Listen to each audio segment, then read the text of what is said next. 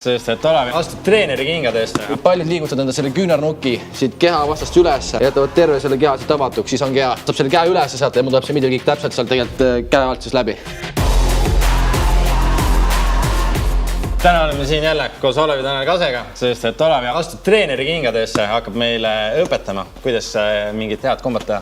Tere teile kõigile. Praegu siis Siim blokib lööke umbkaitsega. Mina olen siia ette, olen praegu esimese sirge. Hop. Tagumise haagi, blokib selle tagumise haagi ära. Boom. Hakkan uuesti tagumist haaki lööma ja tegelikult löön tagumise middle kicki kehasse. Mis selle point on? Ma seletan kohe lahti, kuna praegu ma löön seda esimest sirget tagumist haaki siia ette, Siim blokis selle ära.